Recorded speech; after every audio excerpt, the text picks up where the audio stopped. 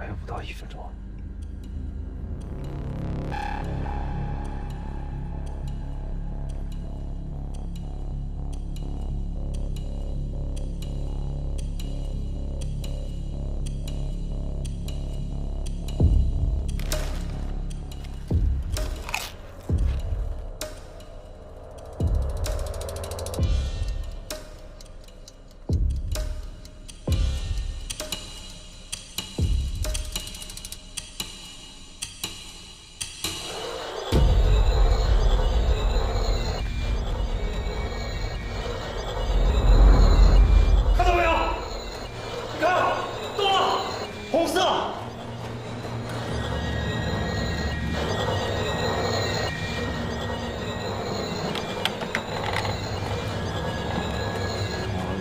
这应该是机械故障，没关系，我还有2颗卫星。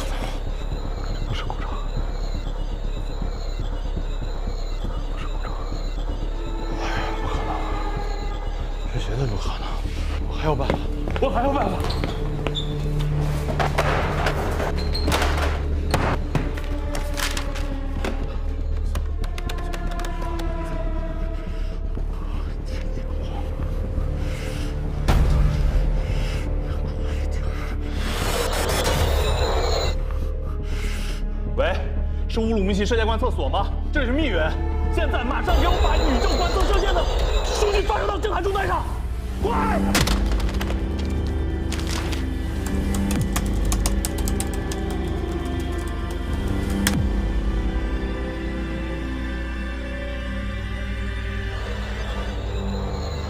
是宇宙在闪烁，宇宙在闪烁，宇宙在闪烁。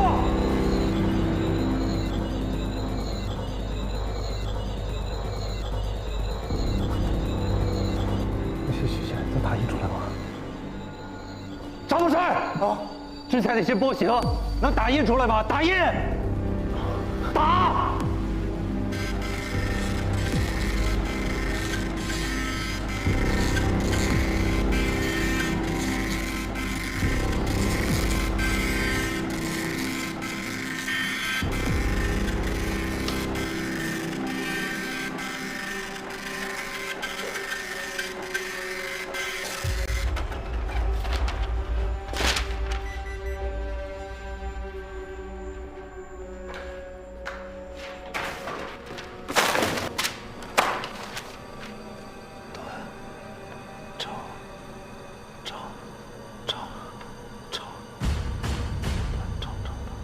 我给你个网址。我司命吧，你什么意思？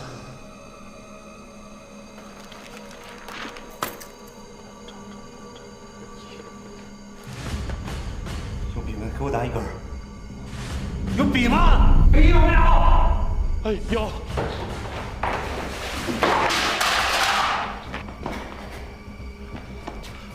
笔，来着。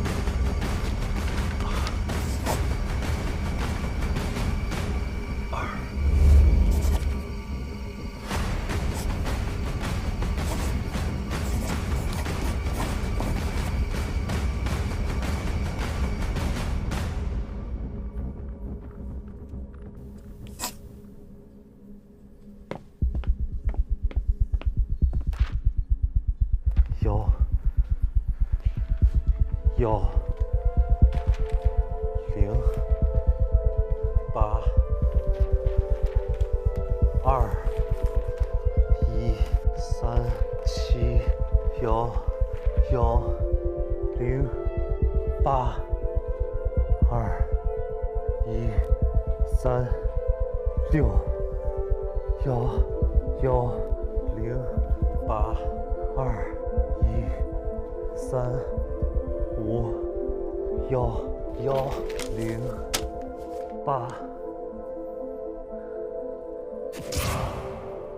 还剩1108个小时。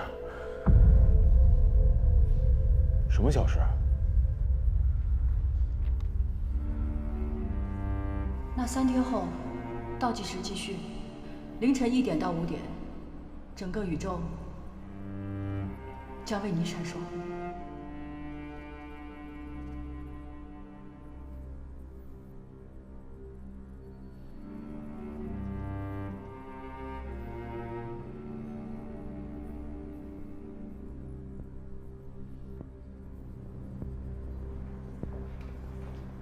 黄教授，57分钟了，还在闪呢。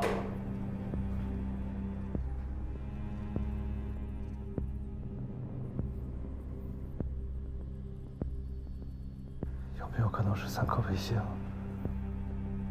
还有地面观测站同时都出现了故障？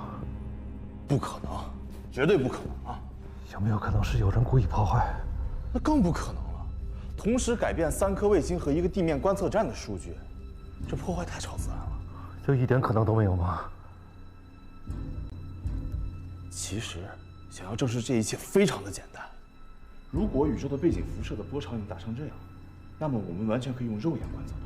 你说背景辐射的波长是7厘米，比我们的可见光大了7、8个数量级，怎么拿肉眼看见3颗眼镜？什么3颗眼镜？就是天文馆科普用的那一种。这种眼镜可以把宇宙背景辐射的波长压缩7个数量级，能把7厘米波转换成红光，也就是我们说的宇宙闪烁。如果我现在从这里出发，早上5点钟之前，能不能给我找到一副3颗眼镜？听我我自己去就行。我明白，我想说的是，你肯定知道很多我不知道的事情。我希望你能在时机合适的时候把真相告诉我。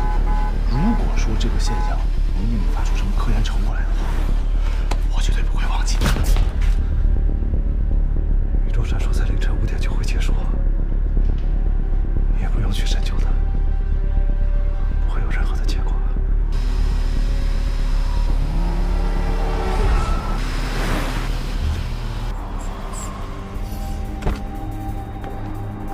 你好了，夏博士让我过来。这里就是3K 眼镜，这边这个按钮是电源开关，亮度调节在这边。电池已经充满了，足够你看到天亮了。谢谢。沙瑞山真是个神经病。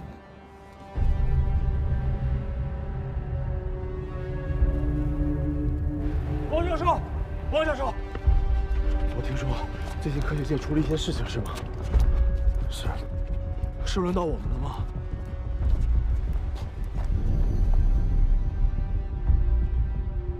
至少轮到我了。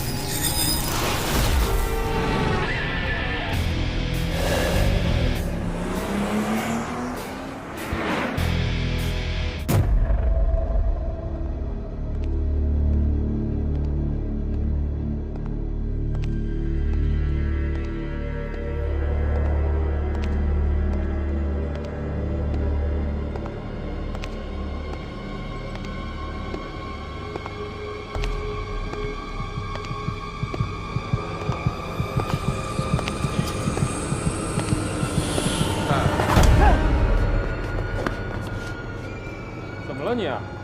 哎，别喊我！用不用我帮你叫人啊？不用。莫名其妙。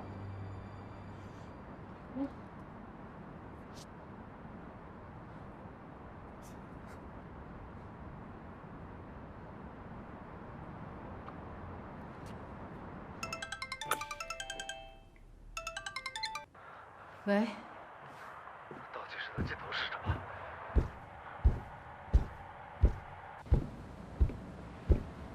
倒计时的尽头是什么？你告诉我，倒计时的尽头到底是什么？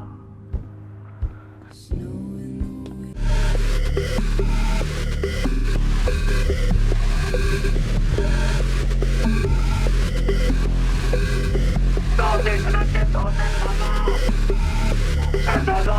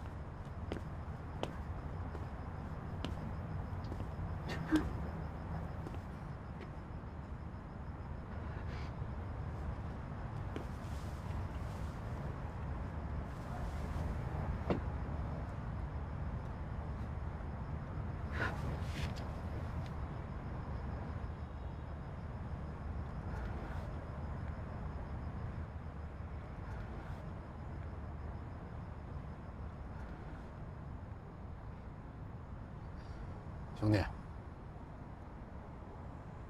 扛不住了吧？我说你不成吧，硬冲6根脚趾头。你根本就不明白。我是太明白了。怎么着啊？这哭也哭过了，吃饭去吧。不想吃。你不想吃想干嘛呀？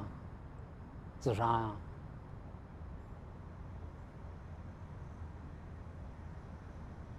喝酒去，我请你，行吗？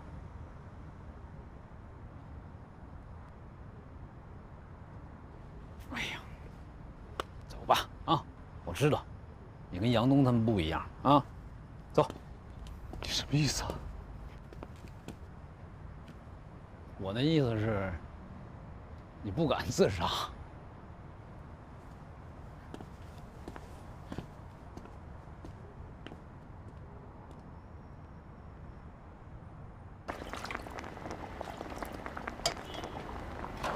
哟，欢迎光临二位，来点什么呀？来瓶二锅头。得嘞。再来2份爆肚啊，来1碗豆浆，还有1份油条。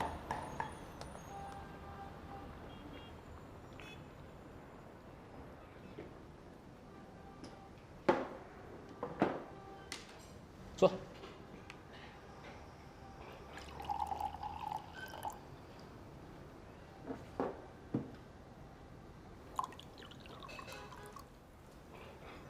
哎，垫点东西再喝。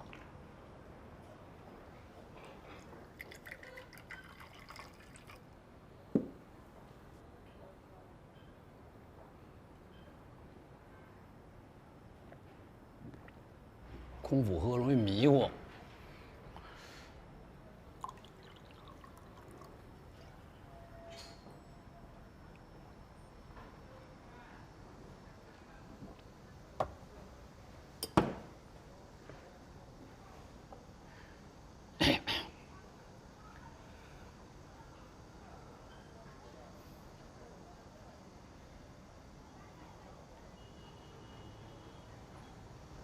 吐啊！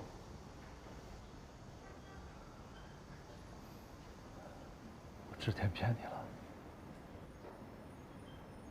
我的眼睛不是飞蚊症，而是有个倒计时在我眼睛里面。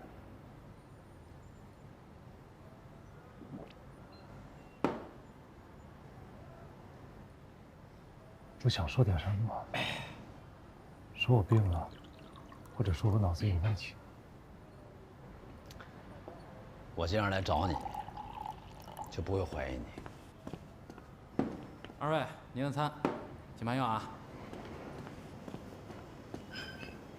我之前跟申玉飞说起过，申玉飞说让我把纳米试验停了试一试。我照他说的做了，那个倒计时果然就消失了。鬼把戏！我开始也觉得是鬼把戏。所以我跟他说，我3年之后会重新启动纳米实验。有本事他就把倒计时打到太阳上，打到整个宇宙上。然后呢？他做到了？他真的做到了。就在他规定的时间，在他规定的尺度上，分毫不差的做到了。我去了设定天文观测台。看到了宇宙辐射的数据，后来我又去了天文馆，后来我又去了天文馆，我接了3K 眼镜，我看到了整个宇宙在闪烁，为了我在闪烁。你的意思是，宇宙在冲你眨巴眼儿？啊？就和我眼睛里的倒计时一模一样。扯淡！是真的。我看见了沙瑞山，看见了乌鲁木齐，也观测到了。那也是扯淡。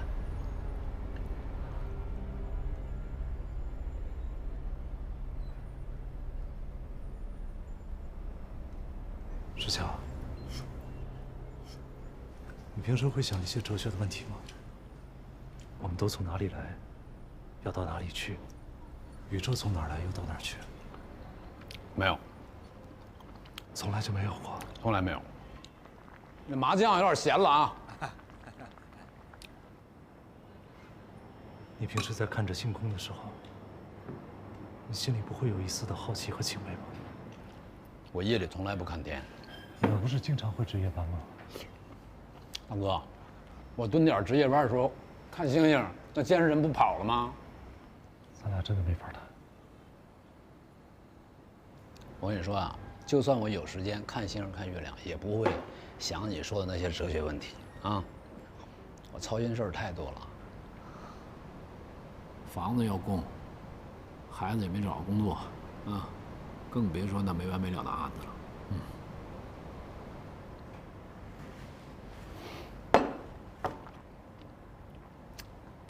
我跟你说，我呀，是一张嘴就能从嗓子眼儿看到屁眼儿的职场子，肯定领导不喜欢呀。退伍这么多年，混成这熊样，要不能干活，我早被人踹出去了。还有时间看星星，想哲学。你有听说过射手和东朝出的假说吗？没有。你现在就是活在靶子上的一个2倍生物，或者说是农场里边的一个吃火器。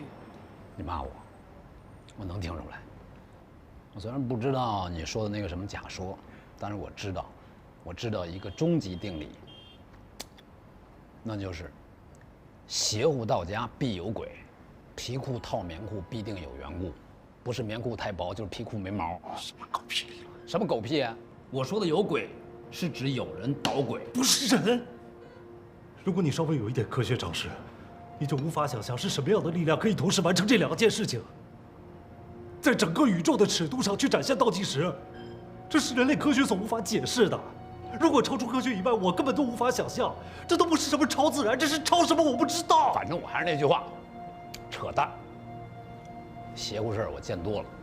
可是我真的很想知道，倒计时的尽头到底是什么？能是什么？能是什么？地球毁灭，人类灭亡，或者说现在什么物理学不存在了，人类科学不存在了，那又怎么了？啊？人类回到农耕社会，大不了原始社会，钻木取火，耕田打猎，怎么？老祖宗能这么过，我们也能这么过，对吧？啊？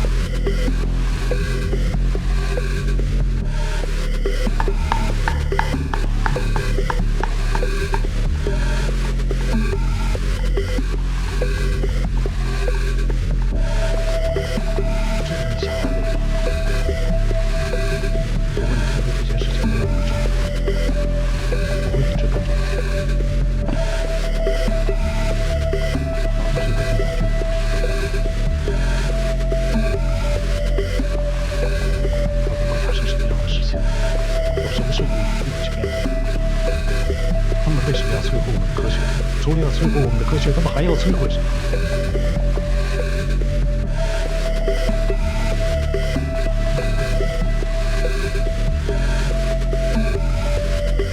没看错你，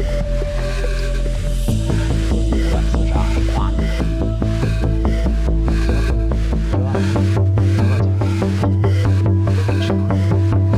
送你回家，我睡一觉。接着吃晚饭啊，然后回再喝几杯酒，然后第2天准得上班吧。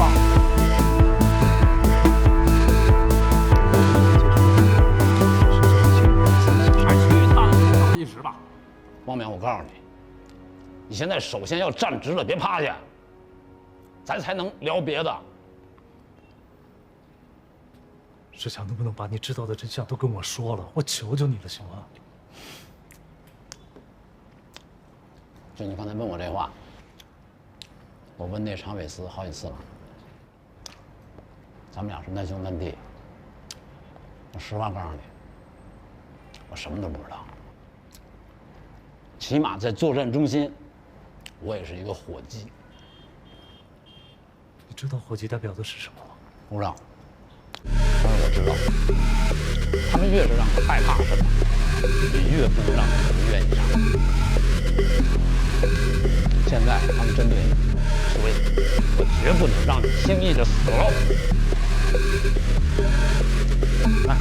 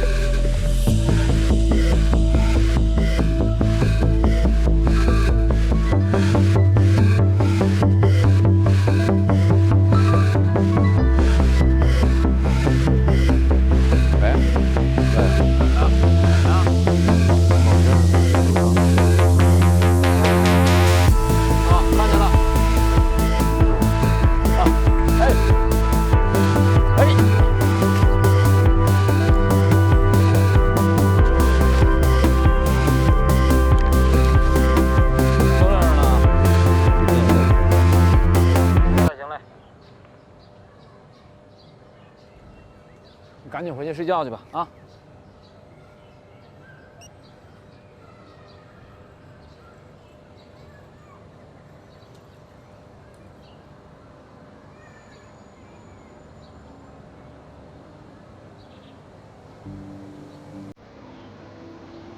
爸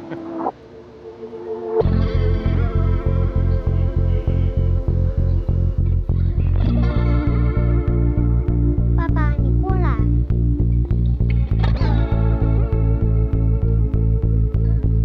坐下。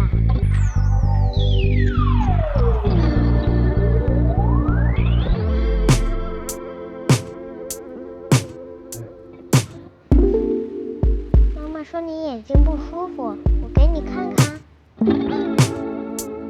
往左，右，往上。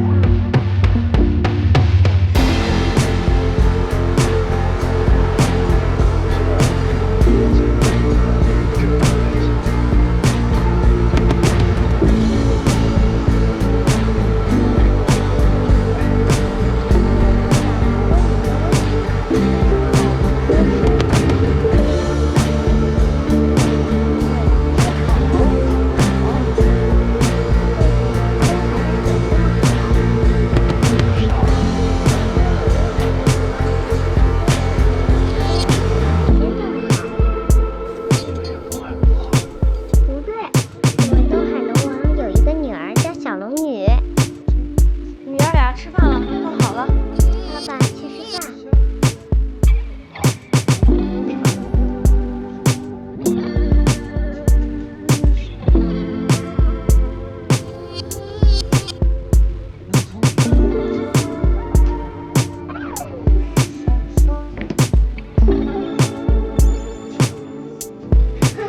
爸爸，你眼睛花了。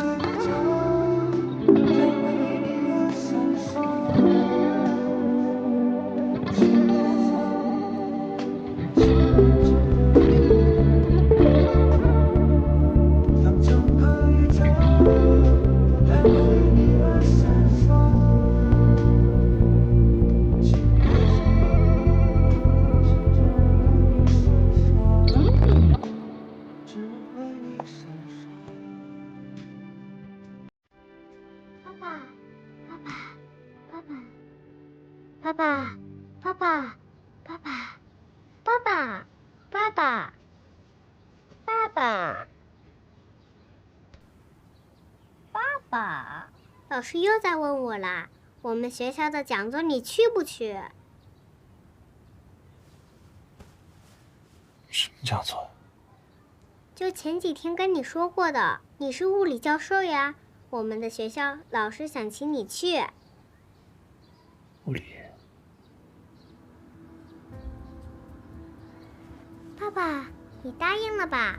答应了吧？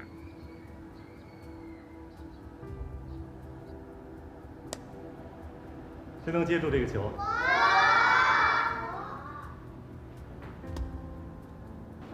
那是我，那是我接得住。好，现在我想问你们，为什么每一次，不管我把这个球扔到多高的地方，它最终还是会落下来？特别的棒，你们都非常聪明。这就是物理的真理性，它揭示的世间万物本质，还有运动规律，探索着大自然的奥秘。物理会告诉你们所有的答案。通过计算，利用这个规律，我们降低成本的概率在3.22%左右，并且有可能突破纳米非人无法量产分子。现在全部的停机检修已经结束了，我宣布重启实验。这是我们刚才扔的网球，这是一颗铁球，如果我们从足够的高度同时松手，这2颗球谁会先接触到地面？好，那现在我们数1、2、3，一起看看，到底谁先接触到地面？王总，都准备好了，2个小时后就能重启实验。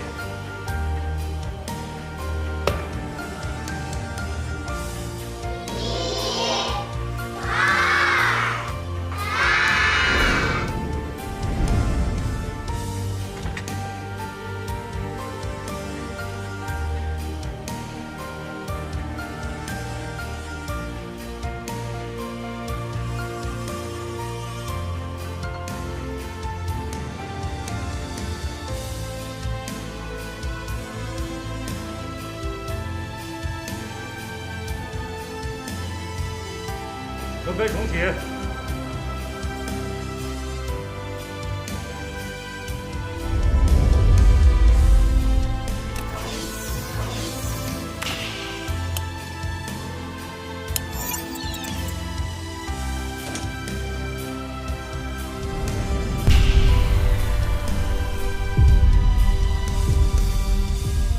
大家都看到了，他们居然一起落地了，这就是物理。 不能靠想象，也不能靠推测，而是要通过踏踏实实的实验，一次又一次不断的实验。我们的实验有可能会失败，但是我们不能放弃。就像你们小时候学走路、骑自行车、滑冰，如果你们不小心摔倒了，你们会怎么做？也特别的棒。 你们不会因为害怕跌倒，便停止了向前。当然，在寻找真理这条路上，绝不会是一帆风顺，一定会碰到挫折，一定会遭人质疑。但不管是布鲁诺，还是伽利略，历史最终都证明，他们在对真理的坚持是无比正确的。 让我们保持一颗追求真理的心，永不放弃。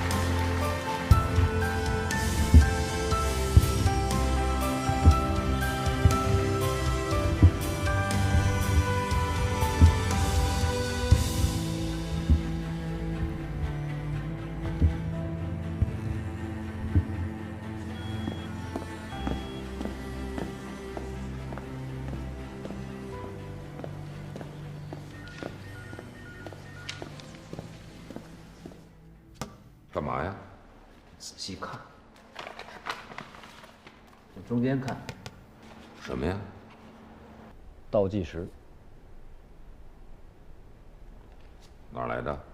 汪淼拍的，每一张都是汪淼拍的，每一张上都有。从什么时候开始拍的？这是第一次，之前呢只是在照片上出现，现在呢已经发展到眼前了啊！就眼睛里看到的东西都有倒计时啊，天天在走。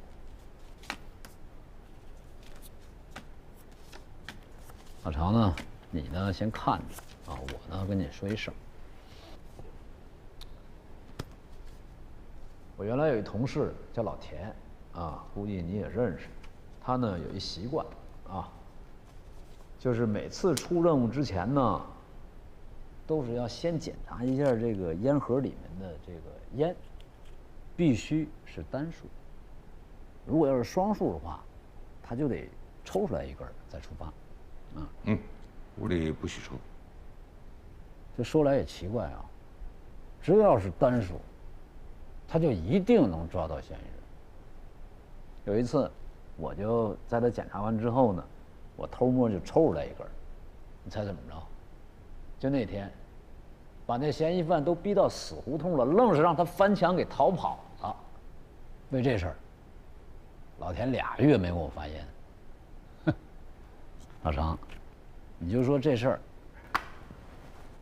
跟办案有没有关系？那这汪淼干了什么跟倒计时没有关系的事儿啊？汪淼关停了纳米实验，倒计时就消失了。我一直在说，邪乎到家必有鬼，但这次这鬼也太不一般了。你知道是谁让他关停实验的吗？申玉飞。我一个有心向佛的人，养鸡很奇怪吧？听说你以前最爱吃鸡。是啊，有个学生不知道我看破红尘了，来看我，居然带了几只鸡。我想吃吧，也没办法吃啊，只好养着。你看，到现在就有这么多只。不奇怪，我一个搞科学的还经常祈祷呢。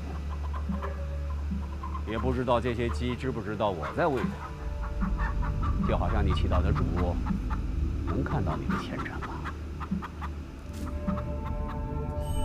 啊，就是整个宇宙啊，就像那个坏了的那个日光灯管一样，它啪啪啪啪在眨眼睛，而且这个眨眼睛的时间是申玉飞提前告诉汪淼的。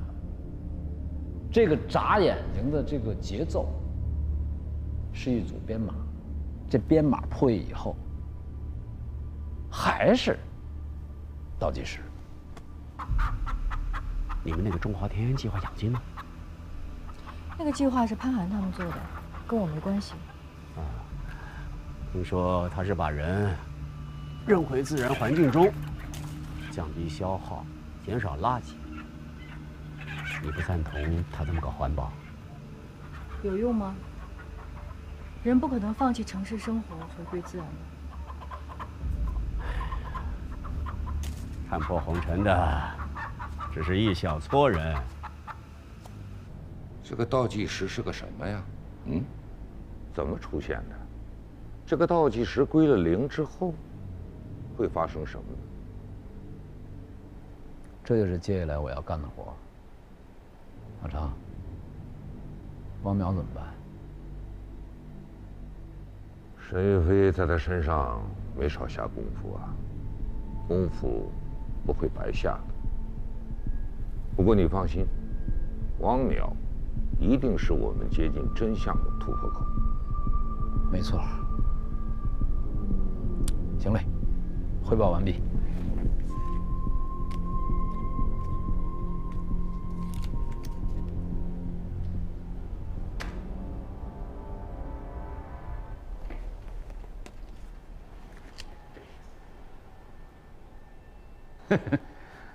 懂，给我留了个单数。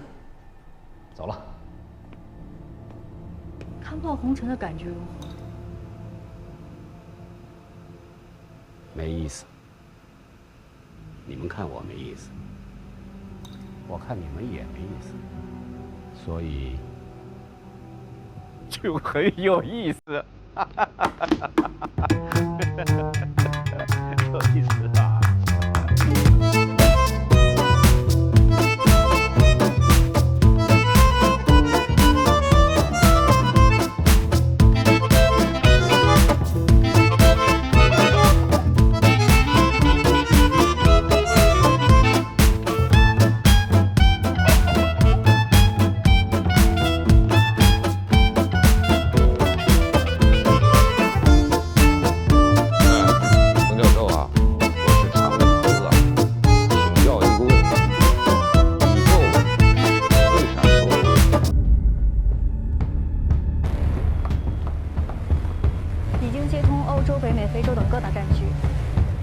照片同步传给他们。好的。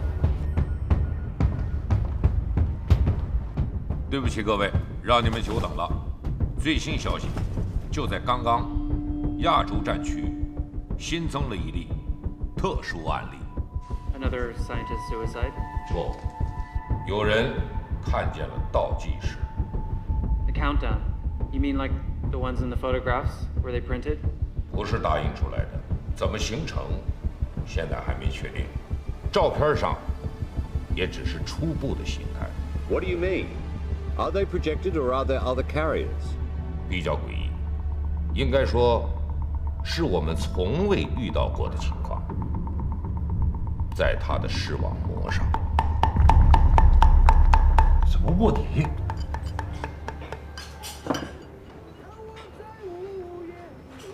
你这么理解也对。你看，所有的事情跟那个申玉飞和科学边界都有关系。申玉飞又找到你，你不做卧底，你难道还指望他们有一天找上我吗？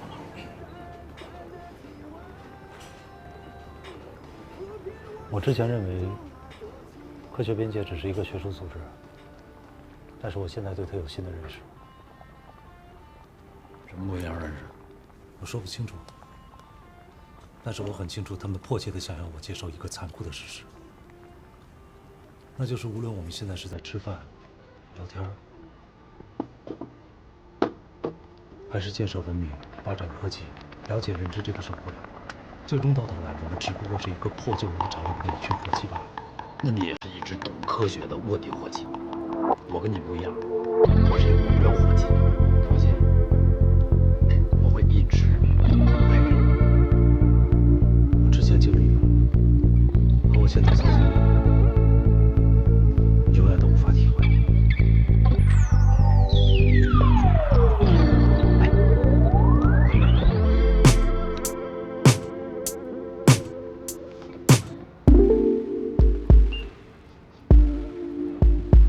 别怕，我特意找之前一朋友做的，我跟他说我也要一个超长的倒计时器。这哥们儿是一战略专家。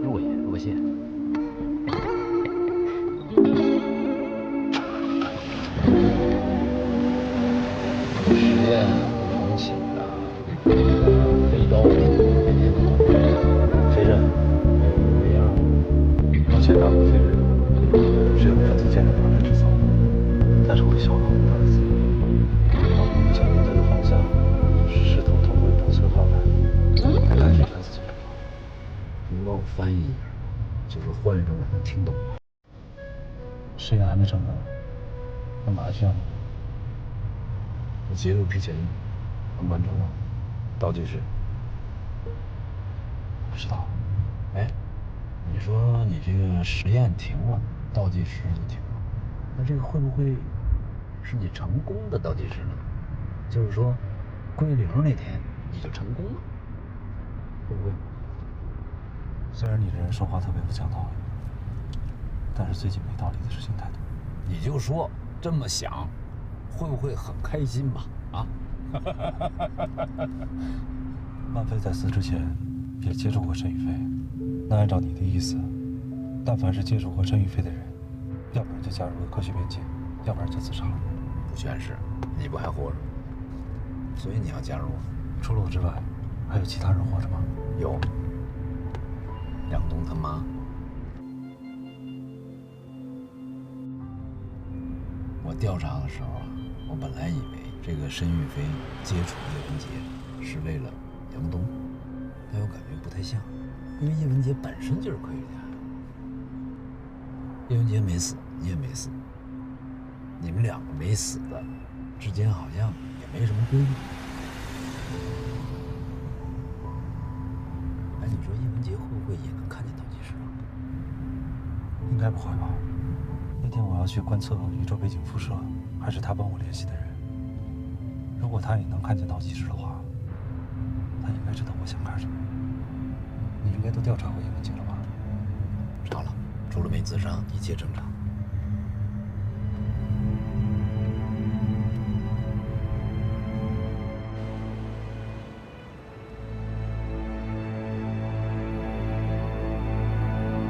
这儿呢，以前是博物馆的仓库，空间很大，现在给你当办公室了。哦，仓库。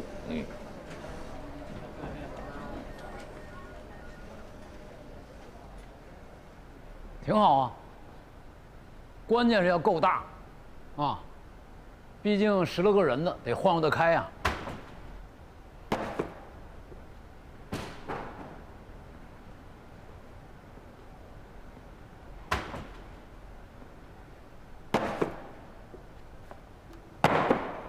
哟，这干上了。首长，我介绍一下啊。哎，不着急介绍，人到齐了再介绍，要不一个一个挺麻烦的。齐了。徐彬彬，刑侦大队调来的，以一抵10。什么就齐了？怎么就以一抵10？你说以一抵10就以一抵10啊？老常你怎么这样啊？你这么大首长怎么能说话不算话呢？我什么事非得让你立字据才行吗？说完了吗？你不要是吧？我把人带走。走。等等，不能走，你必须把那10个人给我到位了，我才能放他走。我好歹得留个人质啊。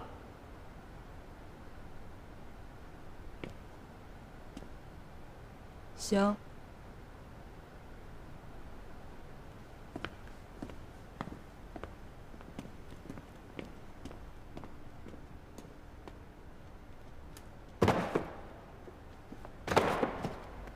别干了！我跟老常要的是信息专家，不是打扫卫生的。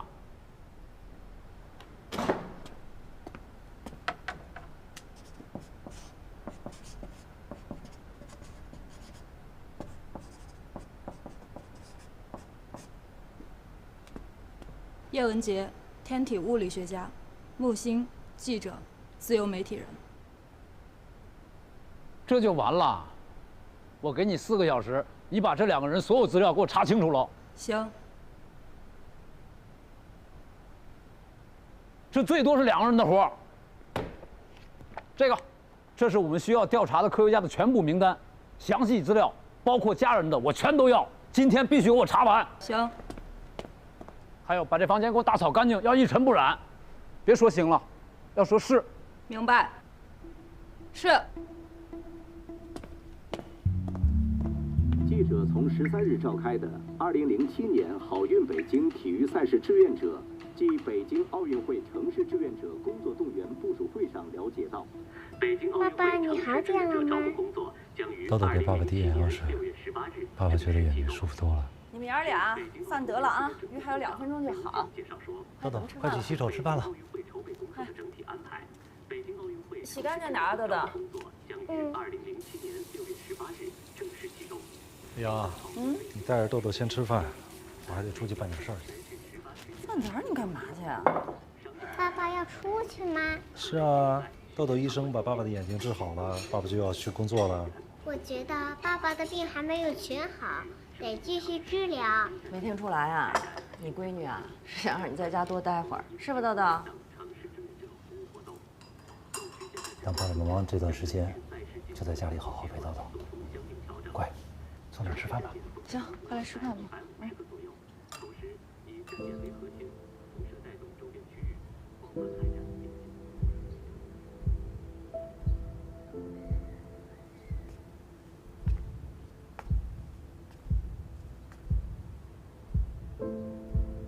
聊那鱼的时间差不多了，可以关火了。哪儿那么快呀？哟，这么准？你是秒表啊你？你啊，就是弦儿绷得太紧，时间观念太强，你这样对身体不好。今天正好约了一个老专家，不好迟到。豆豆，拜拜。爸爸再见。走了。好。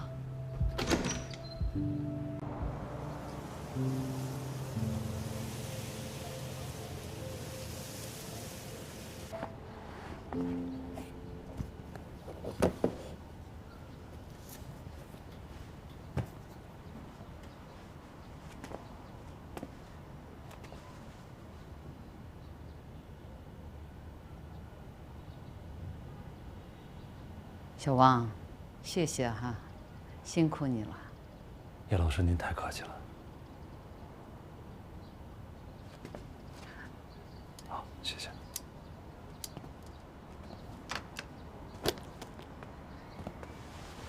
我帮您一起收吧。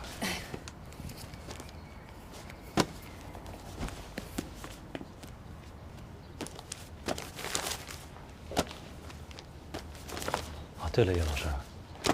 前些天我认识了一个科学家，他叫申玉飞，您知道这个人吗？有印象，可能是在哪个活动上见过吧。如果我要是没有记错的话，他应该跟你一样，也是研究纳米的。是。哦，对了，上一次你去观测站。沙瑞山给我打过电话，说你们看到了一些不太科学的东西。对，正好我还想请教您呢。您是研究天体物理的，以您的经验，宇宙闪烁有可能发生吗？在我们的认知范围内，不可能。那在我们的认知范围之外呢？当科学超出了我们的认知范围，通常会被认为是歪理邪说，所以会使人们陷入恐慌。在人类的历史上，科学恐慌发生过很多次。文艺复兴时期的欧洲，哥白尼的日心说就遭到了教会的迫害与封杀。当《天体运行论》出版时，他只是摸了摸封面，便与世长辞了。那个维护日心说的布鲁诺，结果被教会用火烧死。天文学家采克达斯科里认为地球是圆的，也被活活烧死。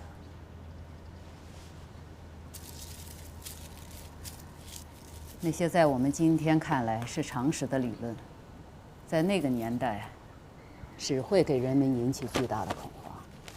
这就好像我们今天遇到很多问题，在明天回首看起来，有可能就像地球是圆的一样稀松平常。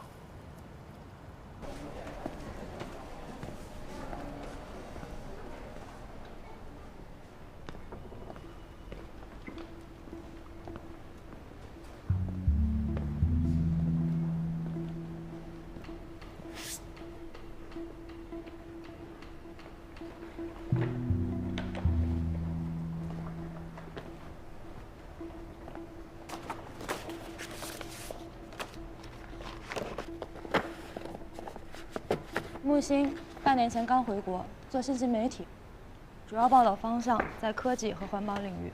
他为了抢新闻版面非常狠，曾有夸大事实、故意制造热点的行为。不过他的一些报道确实让事件得到关注，也解决了一部分问题。就这些啊？这是叶文洁的全部资料，包括一部分已经解密的档案，还有他父亲的一些资料，全在里面。这是名单里所有科学家的资料，还有一部分自杀科学家的家属资料。我不认为这些资料有什么特殊的价值，不过你要求的我都查了。行。如果这些工作交给10个人去做，绝对是浪费人力。那个观测站有个叫沙瑞山的啊，我知道，他是叶文洁的学生。前2天他跟汪淼一起观测了宇宙闪烁。我去查。这是我电话，24小时不关机，有什么事情随时找我。是。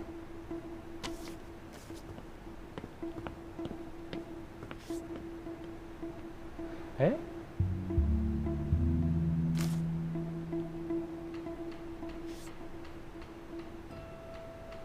行。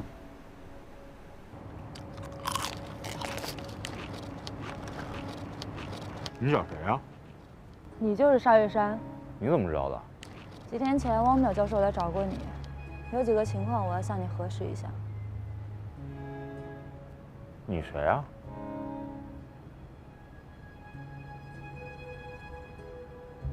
我想了解一下宇宙闪烁。照你这么说，叶文洁就算知道自己是一只火鸡，他也会觉得稀松平常。我们2个人只谈了一会儿，但是我内心平静了很多。科学边界那套理论，不管正确与否，我现在都能接受。或许我们只是不清楚我们自己到底是谁，就像薛定谔的猫一样。猫我知道，我最近恶补了很多物理知识啊，不就是把一只猫放到一个盒子里吗？打开之后不是死了就是活的。可这不是闲的吗？这只是一个试验，中间存在很多的定量和变量。换句话来说，这是一个论证和求证的过程。有必要吗？那如果要是出现第3种可能呢？那不就是见鬼了吗？就是物理学不存在了。叶文洁相信吗？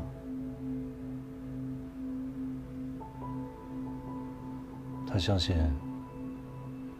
我们的物理学有可能不存在了。物理学没有不存在，只是我们认为的物理学可能不存在。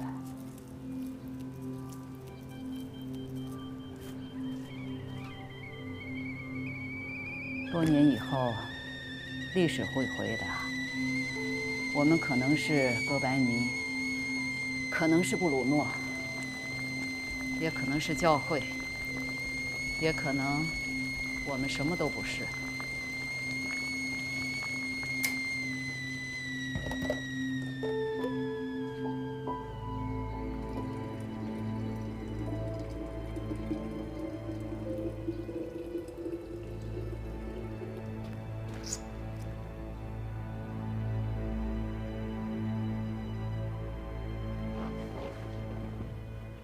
走，我带你看看东西。走。所有的数据都没有问题，但是这不可能啊！就算是超新星爆炸，也不可能啊！如果是人为干涉呢？那更不可能啊！这么大的范围，北京和乌鲁木齐的观测站都观测到了，你知道这代表着什么吗？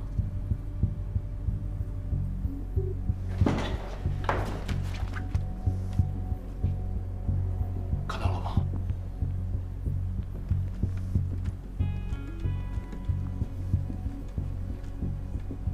看明白了吗？我现在正在对你观测这盏电灯实施人工干扰，这个在理论和实际上都是可行的。但是宇宙闪烁是怎么个概念？北京和乌鲁木齐接收到的观测信号来源于3颗观测卫星，你知道这代表着什么吗？什么？假如这是我们所居住的地球，这3颗呢是观测卫星，如果想要实施人工干扰，让整个宇宙闪烁的话，理论上需要在距离地球15万公里的地方建造一个宽度至少30万公里大的巨型屏，才能呈现。你的理论科学吗？科学？你现在在跟我谈科学？这个尺度，不但蝙蝠侠跟钢铁侠办不到，就算是超人都不行。也就是说，就算是科幻都办不到。什么可以做到？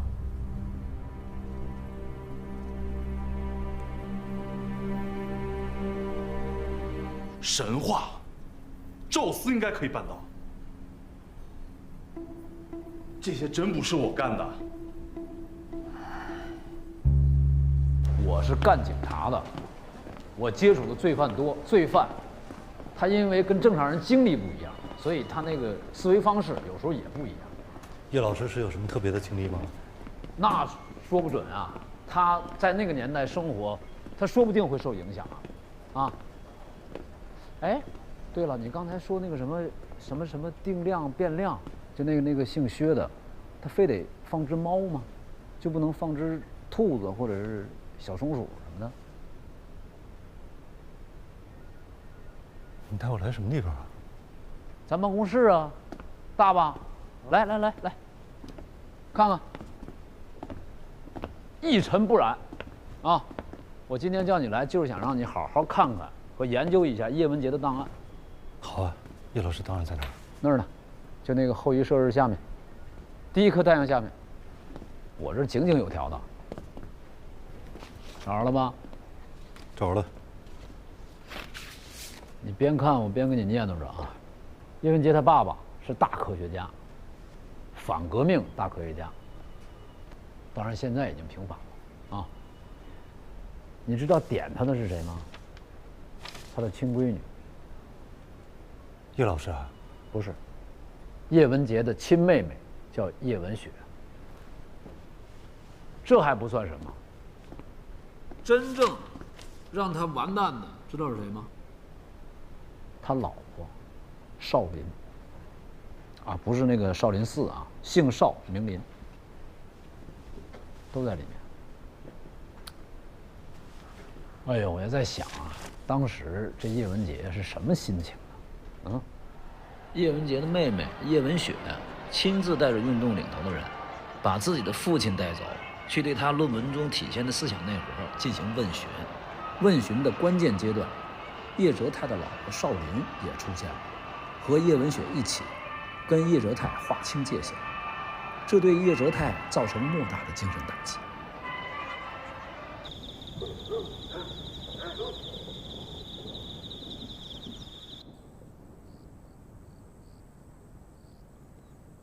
I don't ever slow up, no I don't take shit. I got no love for the fakeness. If you wanna play tough and wanna hate this, I'll always show up.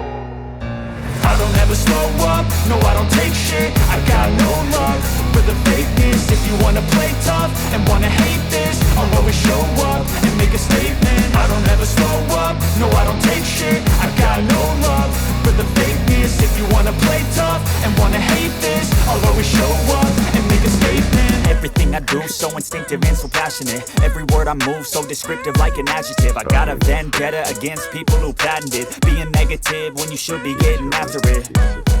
I got facts over tracks, this and that. Spitting slow, spitting fast. I could roast, I could gas. Think I'm okay at last, but I don't know if that can erase all the past. And the pettiness, a reflection of the emptiness. Hilarious, you think you're worth my time, you're delirious. Mysterious, because you hide behind a fake exterior. Inferior, you know I'll always be a bit superior. Get off of me, this ain't no humble brag. I want you to hear words, you can say them back. I want you to feel free from the chains at last, and to believe in what you got, it was built to last, yeah. Now that I've been put through hell, I never got anyone's help. I had to do it all myself. I don't ever slow up, no I don't take shit. I got no love for the fakeness. If you wanna play tough and wanna hate this, I'll always show up and make a statement. I don't ever slow up. 都是广大劳动人民智慧的结晶。那些资产阶级学说权威，不过是窃取了这些智慧。这么多的物理名词，改个名字就可以了吗？任何飞扬的思想都会怦然坠地，现实的引力太沉重了。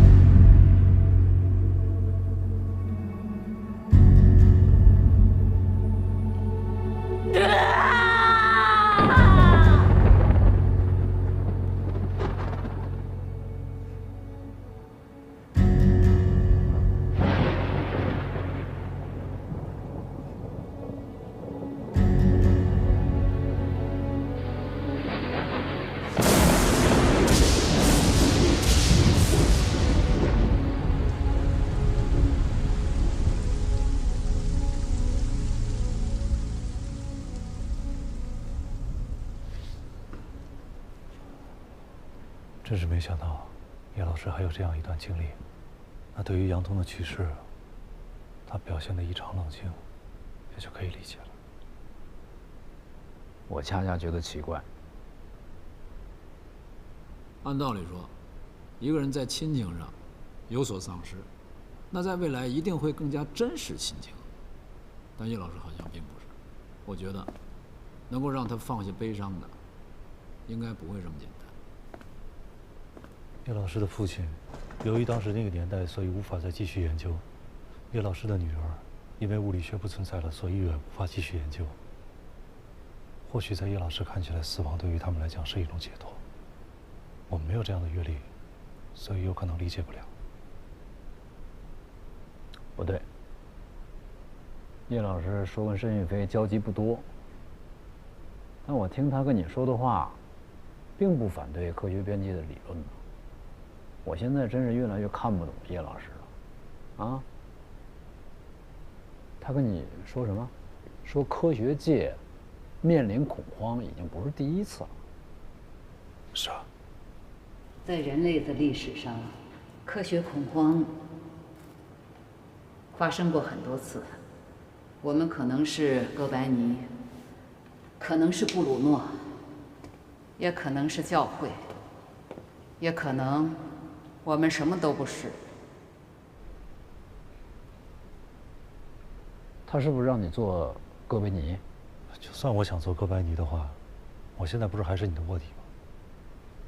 那你就放心的做哥白尼，有我给你保驾护航，保证你不会被烧死。被烧死？那人叫布鲁诺。那哥白尼呢？自然死亡啊。那有我在，我肯定让你哥白尼了。谢谢你啊。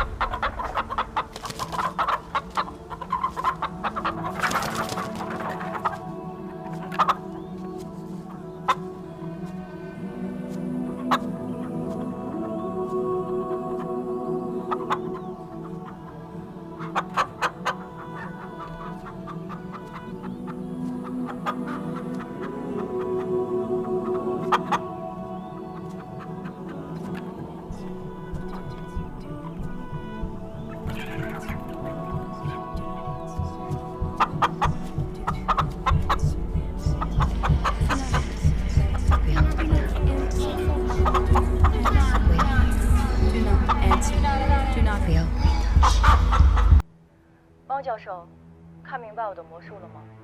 我认为这就是一个装置。哦，那你说说看。你们可以在距离地面15万公里以外的太空，架设一块宽度超过30万公里、超出所有观测点观测范围的屏幕，然后把你们想要展示的宇宙闪烁投射到这个屏幕上，我就能看到了。有意思。同样，你们在贴近我瞳孔十分近的位置，架设一块尺度不超过2毫米的屏幕，一样可以把倒计时投射在我的眼前。这种说法，您不觉得是歪理邪说吗？一切超出科学认知范围的事情，一开始的时候，不都被说成是歪理邪说吗？这就好像我现在进入一个连电灯都没有的原始部落，我在那里给大家放一场露天电影，所有人看到这场露天电影之后，他们的反应会和我一样的震惊。你是说，此刻你生活在原始部落？你们做了这么多事情，无非就是想让我认为我自己是一只火鸡。好啊，那我这个火鸡科学家现在很想知道，我到底在哪个农场里？我的农场主是谁？加入你们科学边界，我能知道这一切吗？你有资格加入我们。喂？喂？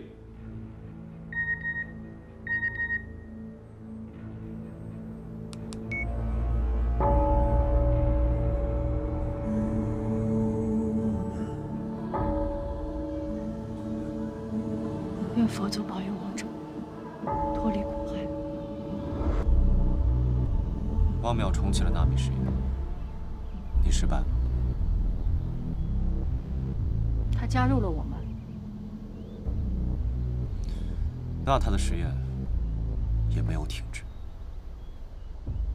我失败与否，不是你决定的。怎么？你想让他了解主的世界？我们都是从这一步开始，不是吗？你总是愿意做这些没有意义的事。我做的事情，比你做的更有意义。希望主可以认可你的意义。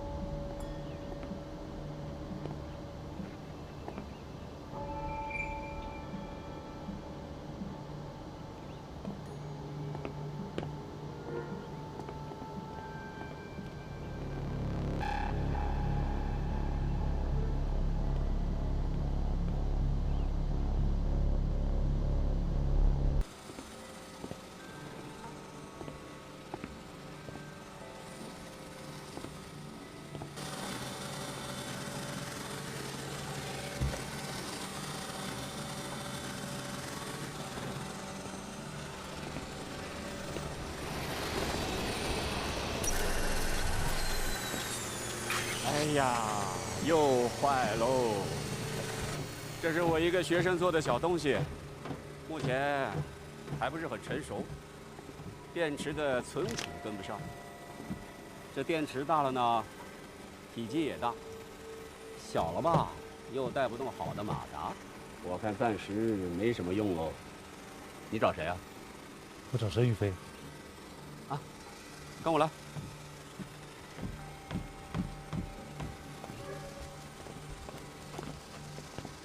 这里跟平常的寺庙好像有些不一样。是，一般的寺庙都要靠收香火钱维持，所以呢游客要多。我们这儿不是，人少，清静。来我们这儿的一般都是一些搞学术研究的人，有时候呢遇到一些弄不清楚的难题，就会来我们这儿住上几天。啊，我们这儿的房租很贵的，够养活了。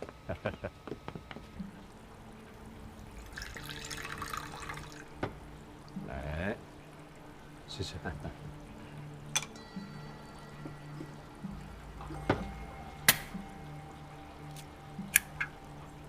你喜欢喝这个？都一样。可能最后在我们身体里面就分为可吸收和不可吸收了，有什么不同？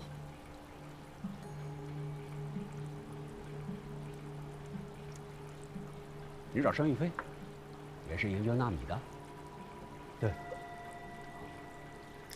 纳米好啊，不错。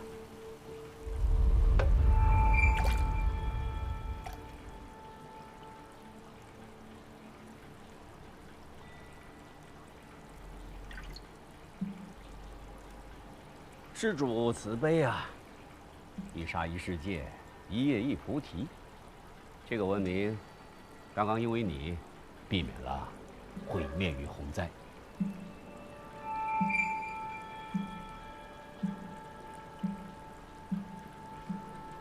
你是搞纳米的，不会连这个都悟不到吧？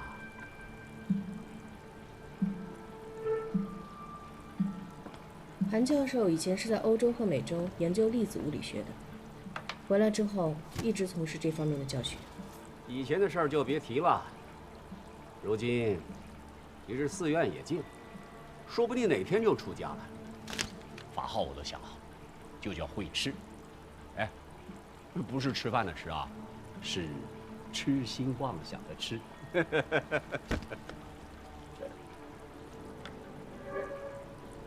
我懂。你懂什么啊？等你研究不下去的时候，你就会发现，你所有的研究都是痴心妄想。你们聊，我走了。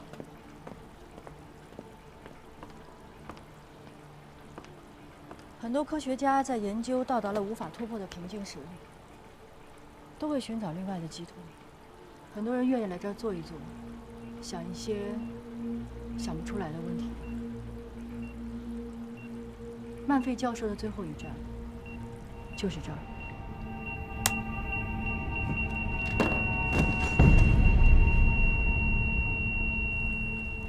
所以说，曼菲教授的自杀跟你们也有关系。如果你在看到宇宙闪烁之后选择自杀，跟我有关吗？我只是负责告诉你真相。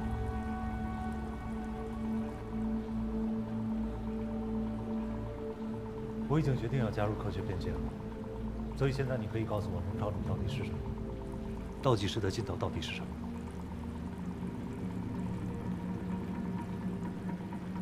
汪教授，你似乎已经习惯了眼前的倒计时。对啊，它可以时刻提醒我自己是一只火鸡。我之前还会有些焦虑，会有些恐慌。但是我现在甚至很期待知道倒计时清零的时候到底会发生什么。火鸡也是有好奇心的。你看到的称之为神迹，而神迹背后的东西，不是每个人都能接受的。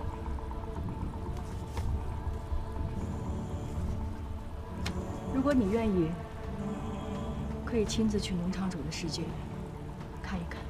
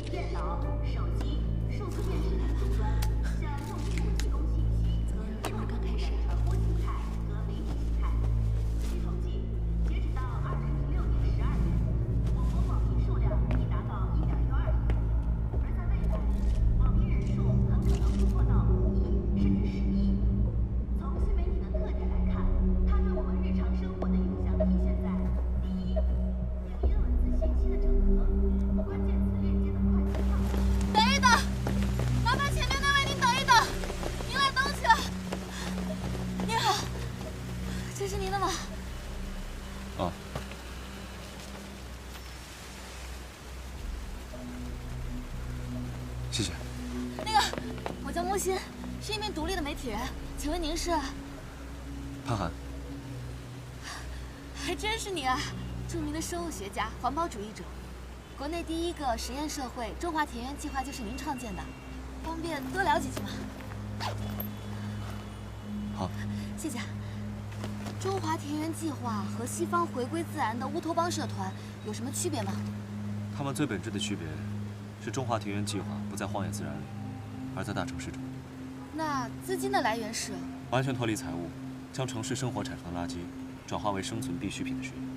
为什么您一直没有联系媒体去推广中华田园计划呢？环保是公益，不是作秀。那木星小姐，您听天气预报吗？听的。那空气污染指数是什么时候划分到播放列表里去的？是影响人们生活的事。您的意思就是说，当环保问题开始影响人类生存的时候，才需要媒体？我赶时间，木星小姐，我们下次。潘老师，那个不好意思，如果今天我没有捡到这些资料还给您，那可能就弄丢了。能不能借我看一看？看完了就还给您。留个电话吧。谢谢，谢谢。别弄丢了。放心。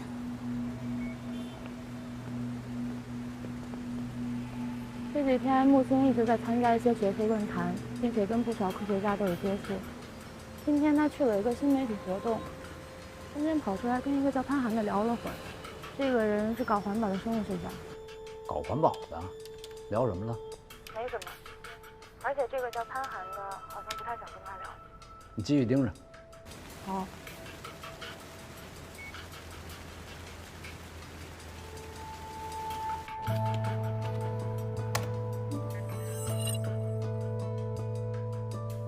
三体，什么玩意儿？好像是一个游戏吧？游戏，进呢，玩啊。玩不了。怎么了？怎么玩不了啊？这个游戏需要微装具。微装具？什么玩意儿？老张，这个要报销的是那个游戏的装备。我告诉你啊，这装备特别牛，啊，就进到那个游戏里面，你就能上天。比方就是你在里面就一跺脚，噌一下你就上天了，像窜天猴一样，啊，超人。啊，你玩过吗？我听别人说的。谁说的？科学边界的。他们玩。对呀，所以我这工作需要啊，赶紧报啊，就有点小贵。你这报销找财务啊？哎呀，我要能跟财务说明白，我干嘛找你呀？哦，对了，今天早晨欧洲战区来消息，在北欧，又有一名科学家自杀身亡。所以啊，刻不容缓。你放心，老张，我有了这个，我一定把游戏给你通关了。你以为像你玩那个贪吃蛇那么简单？你跟汪淼尽力吧。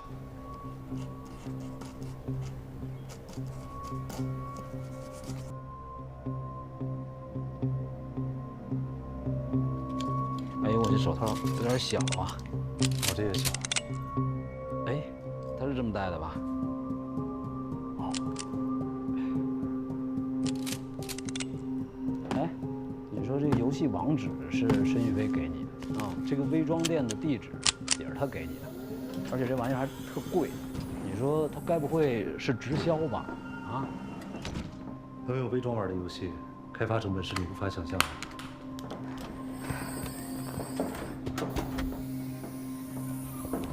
哎，我这个能带进去吗？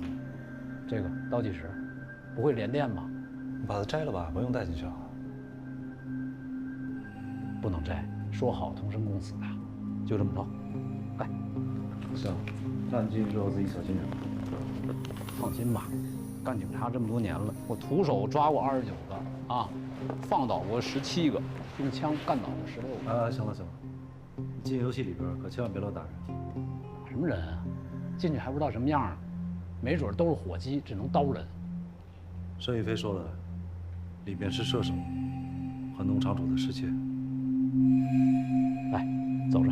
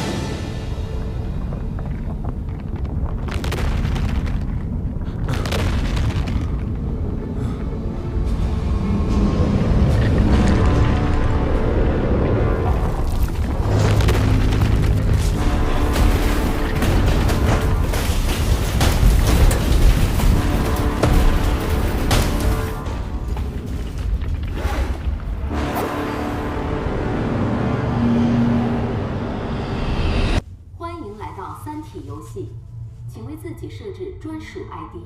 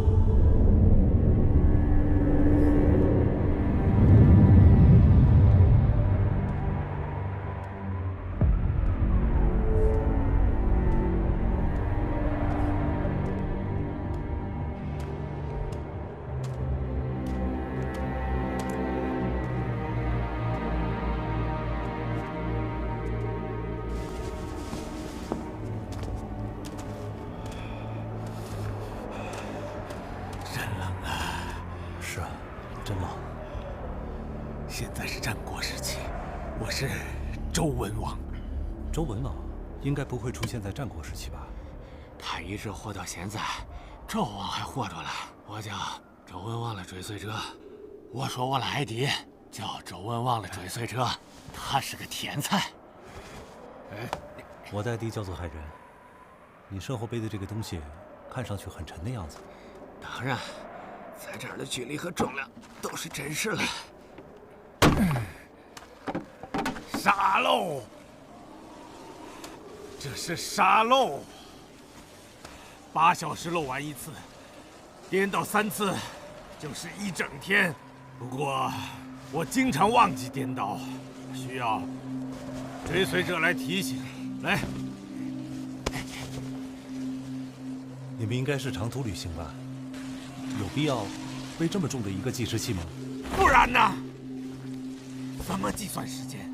你可以随身带一个小型的日晷啊，或者你直接看太阳，这样大概也能知道是什么时间。太阳，看太阳咋知道时间？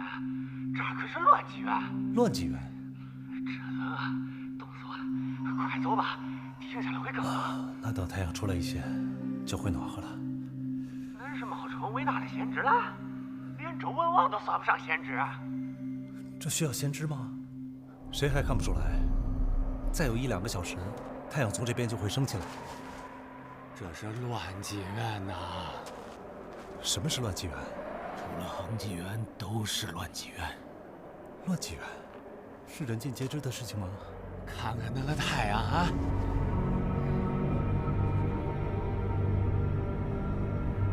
原来现在是黄昏，不是早晨。是早晨，可早晨不一定会有太阳升起来啊！这是乱纪元。看来如果太阳再升起来，会很长时间以后了。恁咋会有恁奇怪的想法呢？那是不一定啊。局长，给我一点鱼干吃吧。啊，不行，我也是勉强才吃饱的。现在要保证我能走到朝歌，而不是你。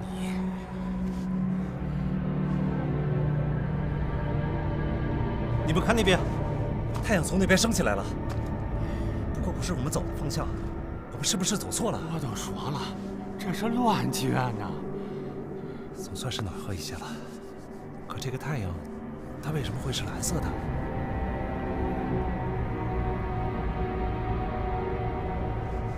怎么这么快就落下了？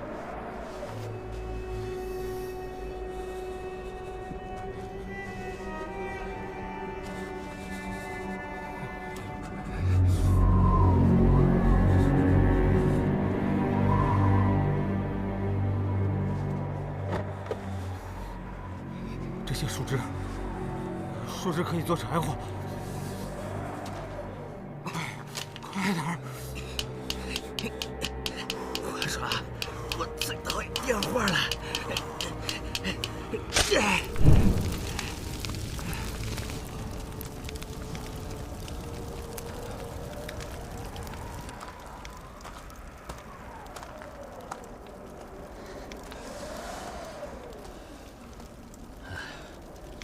各位，你们认识一个叫汪淼的人吗？汪淼，不认识。哎，要不咱们一块儿走吧？你不冷啊？过来烤烤火。还真有点冷。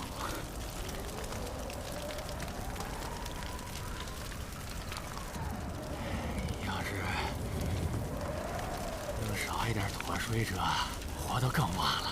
胡说，那是纣王才干的事儿。这满地都是脱水者，活了不行了。他们就算再泡水，也活不了啊。如果恁的理论能中，别说烧了，就算是吃点又能咋着了？比起恁的那个理论，几条性命又能算啥了？不行，不行，我们是学者。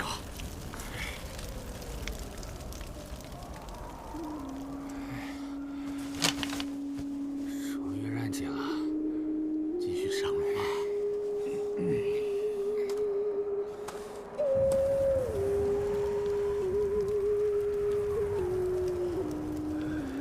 哎，啊，你追随谁啊？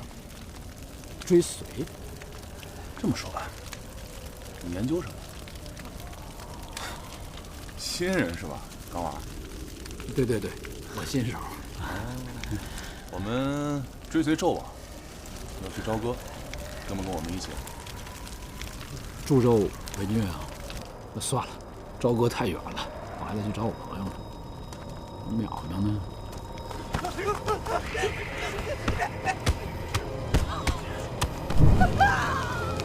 今儿能吃饱了。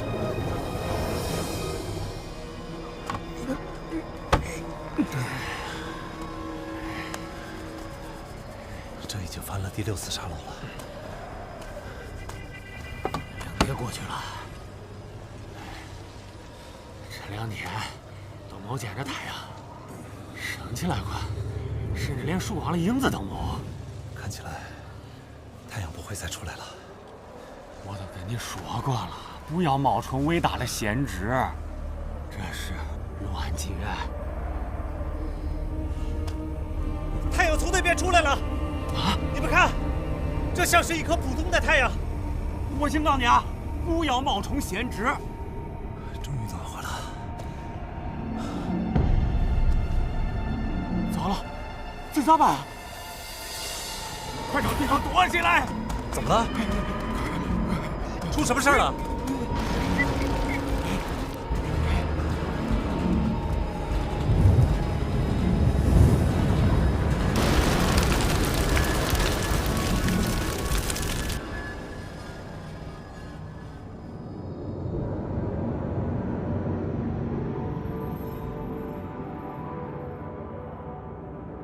在乱纪元里旅行，都跟在地狱里走路似的。我扛不住了，不走了。那你脱水吧。啊，等一下，我这么干，你不会扔下我吧？你放心，我一定会把你带到朝歌去。大周，我脱水。哎，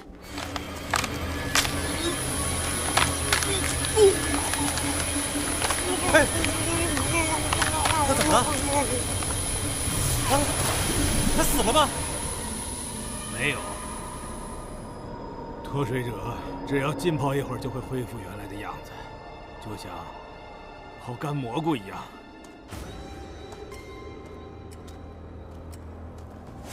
连骨头都变软了吗？是的，变成了干纤维，这样便于携带。在这个世界里，每个人都可以脱水吗？当然。你也能，要不然没法在乱纪元活下去。这个你拿着吧。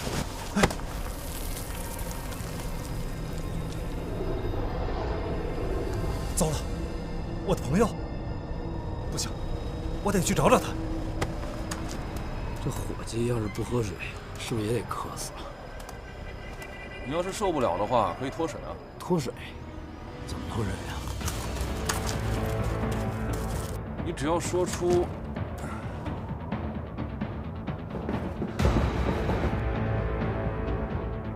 这3个字，这就是口令。这不会是个坑吧？啊！我要说了，我脱水，你们能获得什么好处啊？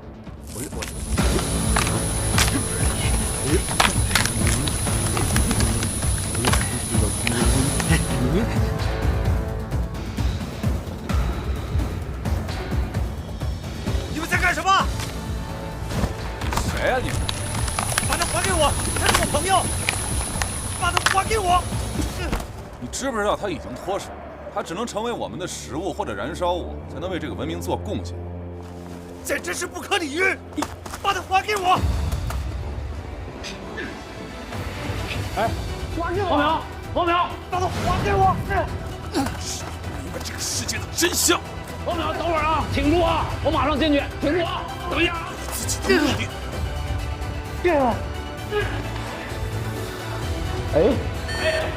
哎，这小事。哎。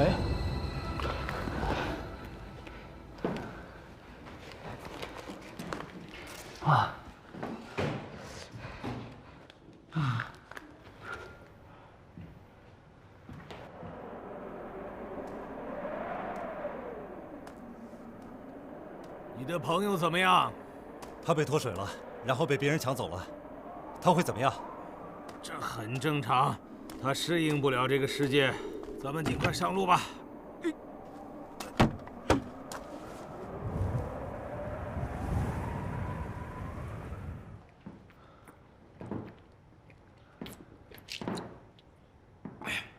这下解渴了。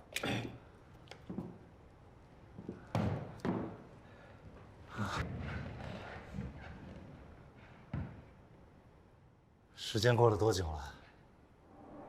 大概1个月了。要不然是酷暑，要不然是饥寒，乱纪元真够要命的。飞星，2颗飞星。我们昨天也见过，它看上去比一般的星星要大一点。是的，成员判断，运行速度非常快，用肉眼可以看到它在星空中的移动。但是这次不一样。有什么不一样呢？这次是2颗飞星，恒纪元就要到了。最多只有2颗吗？不，最多有3颗，不会再多了。那如果3颗飞星同时出现，是不是意味着会有更美好的恒纪元？你在说什么？3颗飞星？你祈祷它不要出现吧。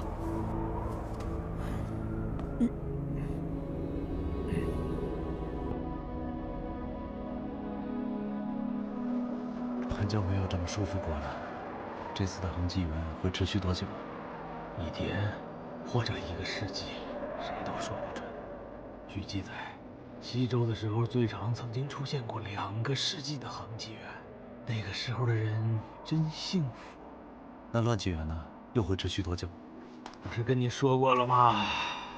除了恒纪元都是乱纪元，他们互为对方的间隙。这是一个毫无规律、混乱的世界。是的，这里的文明只能在相对较长的气候温暖的恒纪元里面发展。大部分的时候，人们只能集体脱水；等较长的恒纪元到来的时候，再集体浸泡复活，进行生产和建设。那我们要怎么才能推测出来恒纪元到来的时间还有长短呢？做不到，没有人做得到。每当恒纪元到来的时候，这个国家是否浸泡复活，完全取决于大王个人的直觉。通常的情况是，人浸泡复活了，庄稼种下了，城镇开始建筑，生活刚刚开始，恒纪元就结束了。寒冷和酷热毁掉了一切。恭喜你，你已经知道了这个游戏的目标，就是运用我们的智力和悟性，分析研究各种现象。掌握太阳运行的规律，文明的发展维系于此。在我看来，太阳运行根本没有规律。那是你还没有找到世界的本源。你悟出来了吗？是的，我这次到朝歌去，就是要给纣王献上一本精确的万年历。我们还有多久才能到朝歌？快了，很快就到。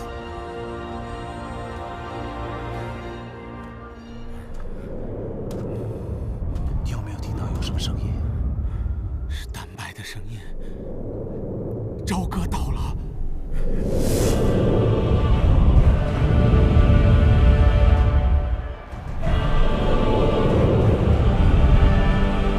那些就是蛋白，看到了它们，就说明我们到达目的地了。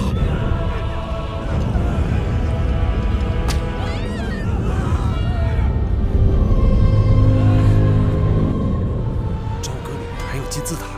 是的，要想在乱纪元生存下去，就得住在墙壁极厚的建筑中，几乎像是在地下。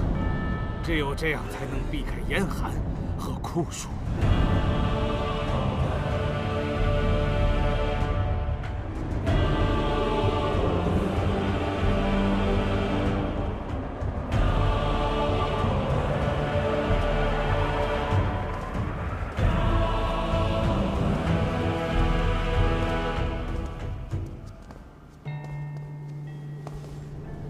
纣王，爱卿平身，这是伏羲。贤人他有自己的一套。是的，他认为太阳是脾气乖戾的大臣，醒着的时候喜怒无常，是乱纪元；睡着时呼吸均匀，是恒纪元。伏羲建议本王竖起外面的那些大摆，日夜不停地摆动，生成这样。可以对太阳神有着强烈的催眠作用，可以使其陷入到漫长的昏睡过程。从来也没听说过，有谁可以催眠太阳？看来不太有用啊。是啊，到目前为止，太阳神依然醒着，只不过偶尔打打盹儿。他要干什么？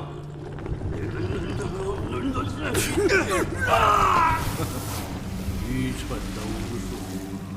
你对太阳有什么见解？纣王，太阳不是神，太阳是阳，黑夜是阴，世界在阴阳平衡中转换，不能控制，但是可以预测。如果你可以预测，那你将是这个世界的巨人。可是有很多号称能够预测的人，他们最终的归宿在那儿。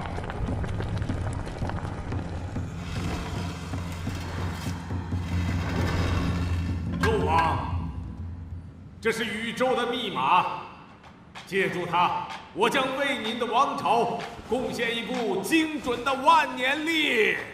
哦，姬昌啊，本王现在迫切想知道下一个长恒纪元什么时候到来。我将立刻为您占卜。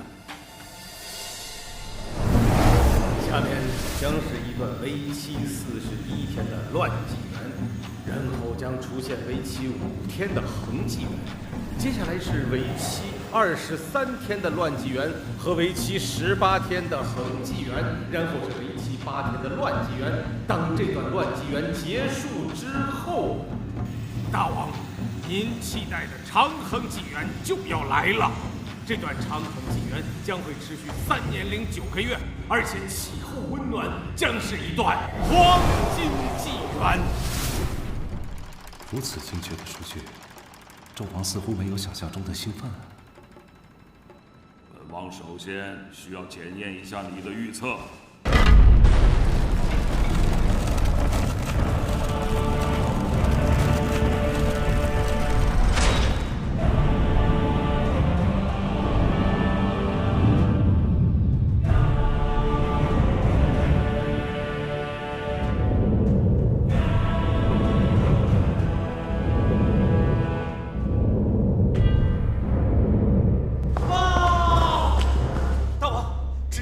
全部应验。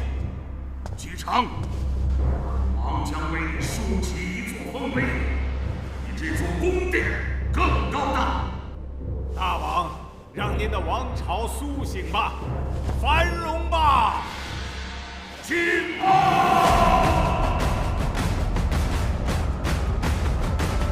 进报！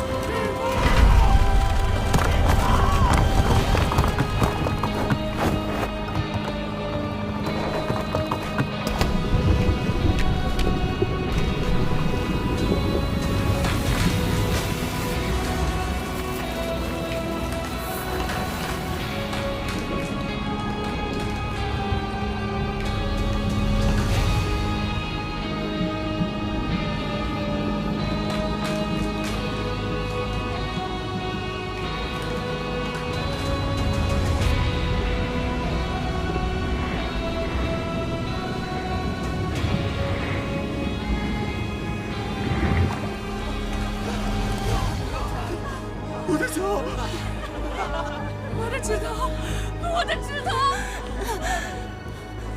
我们脱水多久了？再不进炮，这些人怕是要被乱纪元的老鼠啃光了。享受着美好的恒纪元吧，你们是幸运的。